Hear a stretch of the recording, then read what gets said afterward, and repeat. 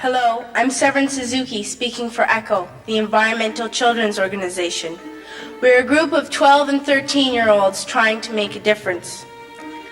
Vanessa Setti, Morgan Geisler, Michelle Quigg, and me.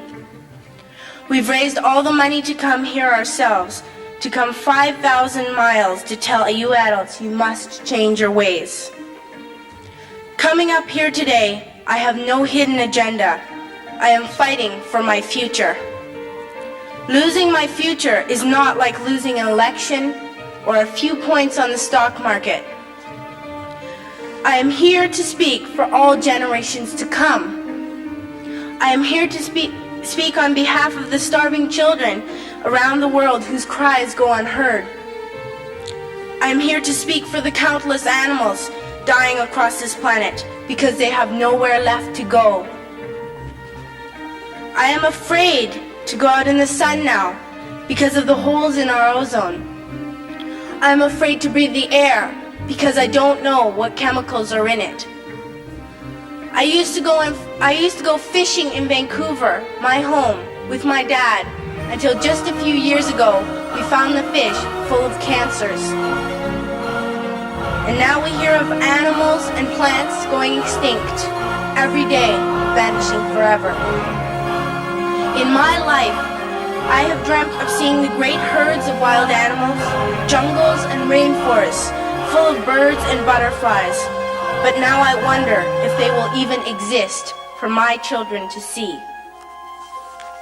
Did you have to worry of these things when you were my age?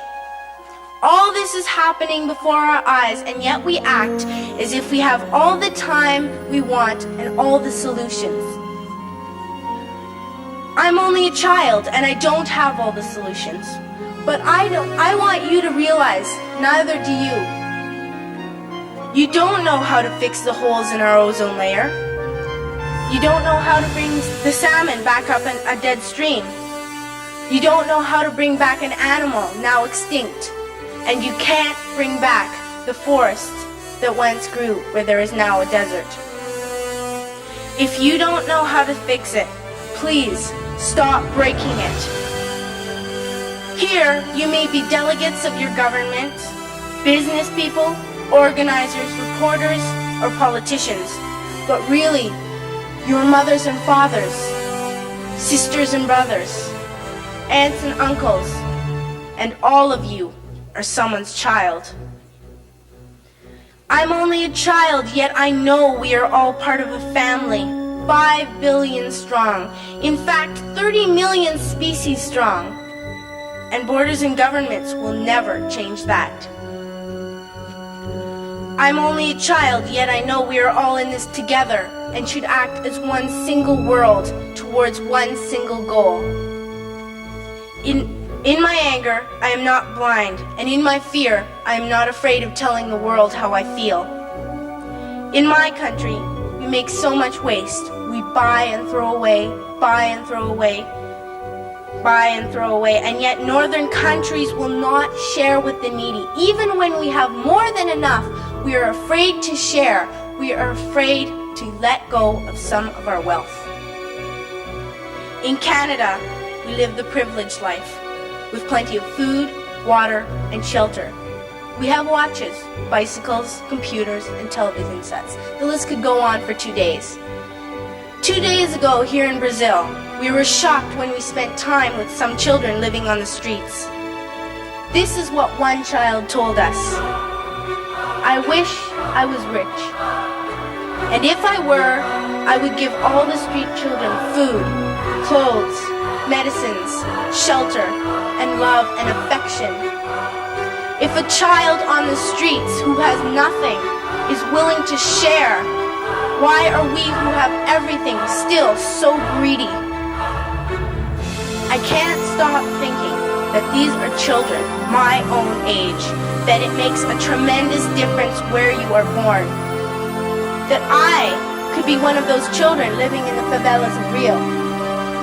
I could be a child starving in Somalia, or a victim of war in the Middle East, or a beggar in India. I am only a child, yet I know if all the money spent on war was spent on finding environmental answers, ending poverty, and finding treaties, what a wonderful place this earth would be. At school, even in kindergarten, you teach us how to behave in the world.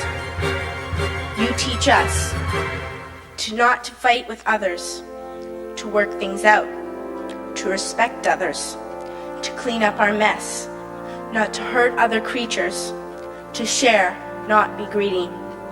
Then why do you go out and do the things you tell us not to do? Do not forget why you are attending these conferences, who you're doing this for. We are your own children. You are deciding what kind of a world we are growing up in. Parents should be able to comfort their children by saying, everything's going to be all right. It's not the end of the world, and we're doing the best we can. But I don't think you can say that to us anymore. Are we even on your list of priorities? My dad always says, you are what you do, not what you say.